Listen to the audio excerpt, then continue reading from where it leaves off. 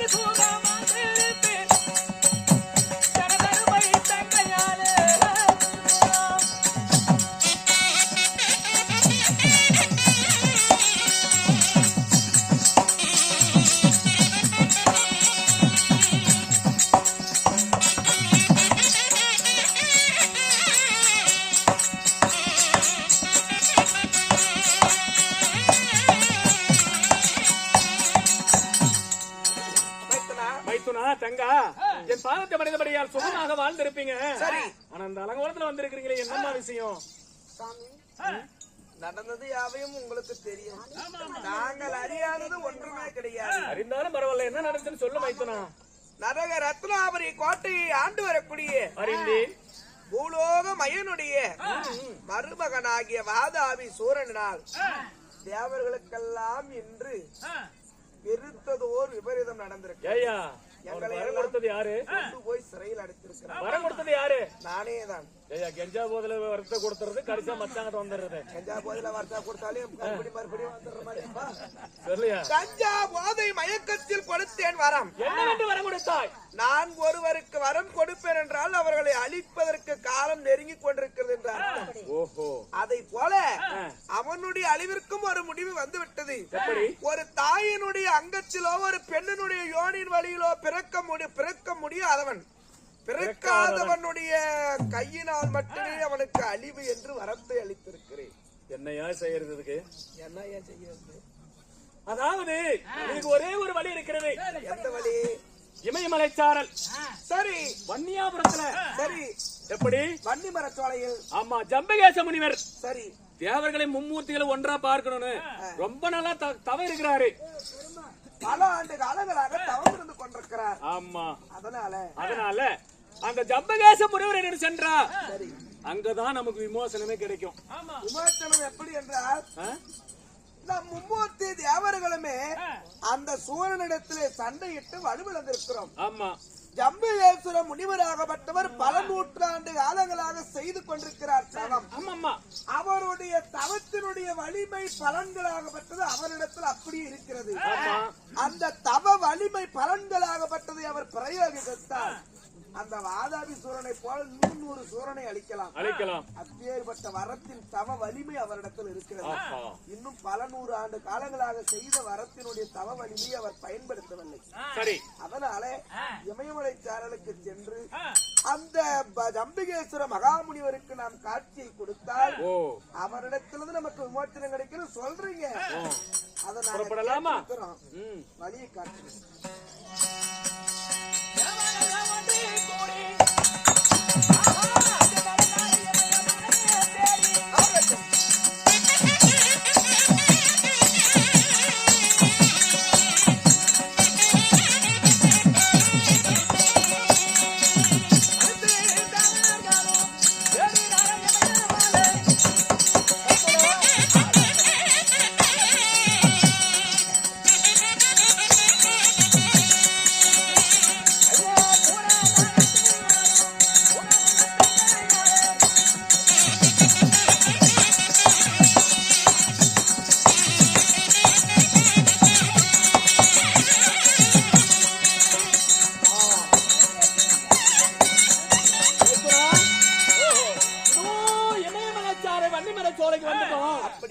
ஜம்புகேஸ்வரரை காணோம். அப்படியா? இதுவே வன்னி மரச்சோலை. இந்த மூவரும் தேவரும் வந்திருக்கும் வேலை. இதுவே வன்னி மரச்சோலை.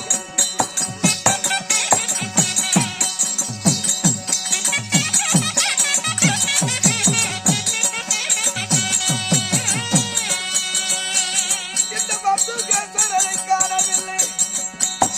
இந்த வாதாபி சூரனால்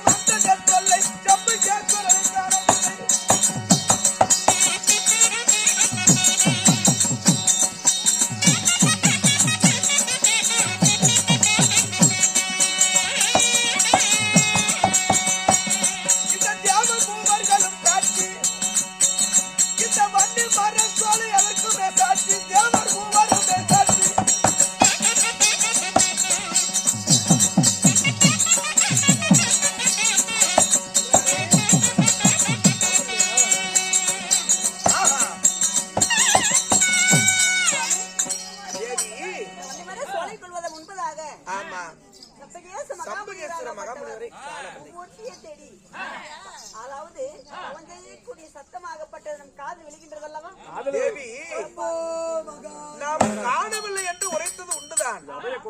இவர் வெகு நாட்களாக பல லட்சம் ஆண்டுகளாக தவம் இருப்பார் போல இருக்கிறது. இந்த நதியில் இருந்த ஜம்புகள் எல்லாம் அவரை மூடி மறைத்து விட்டது. இந்த ஜம்புகளுக்கு நடுவில் இருந்து மகாதேவா, சம்பு, சங்கரா, ஆதி நாராயணா, ஓம் பிரம்மதேவா என்ற மும்மூர்த்திகளையும் பூக்குழலிட்டு வணங்கிக் கொண்டேதான் இருக்கிறார். பூக்குழலிட்டு தவம் செய்து கொண்டிருக்கிறார். இந்த ஜம்பு நம்ம விலைக்கிட்டு பார்க்கலாமா? பார்க்கலாம். அப்ப அவரே விலைக்கிட்டு பாப்பாருங்கிறியா? போதும்.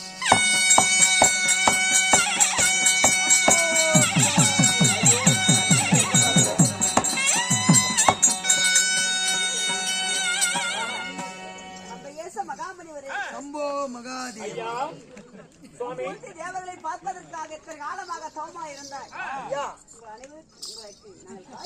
உங்களை அனைவரையும் நான் பார்ப்பதற்கு எத்தனையோ நாட்கள் தவம் இருந்தேன். உங்களை பார்த்து விட்டு செய்த யாகங்கள் நிவர்த்தி அடைந்தது. நான் வருகிறேன்.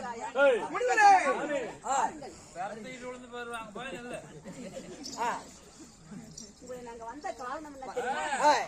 மூர்த்தி தேவாலயங்களும் உங்களை தேடி வந்த காரணத்தை சுவாமி என்ன சுவாமி? அப்படியா முனிவரே? அரவயத்தா, நான் வந்ததோர் காரணம் சொல்ல முனிவரே.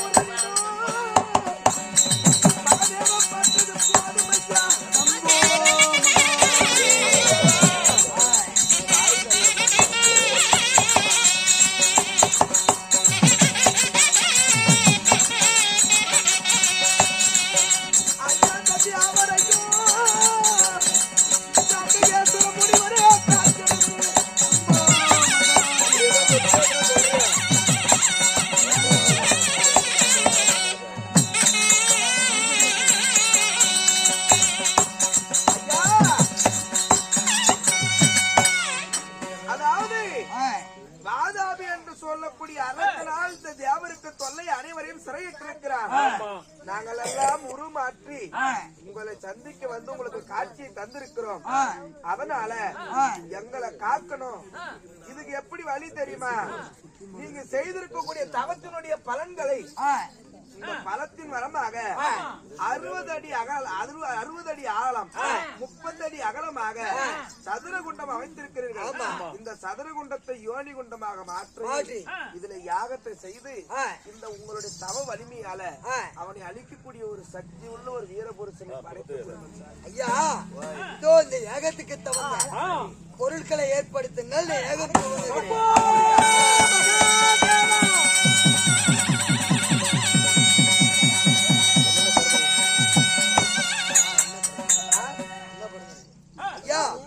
இதோ இதில் பாரிஜாதம் பிறந்திருக்கு. அப்படியா? பாரிஜாத மலர் இது யாருக்கு கொடுக்கலாம்னு நினைக்கிறீங்க? நீங்கள் ஆலோசிக்க வேண்டும். என்னிடத்துல கொடுத்திருக்கிறீர்கள் அல்லவா? இதோ என் மனைவிக்கே முதல் வைக்கிற மாதிரி கொடுத்து வச்சாச்சு. அடுத்த ஒரு யாகம் தொடக்கலாம்.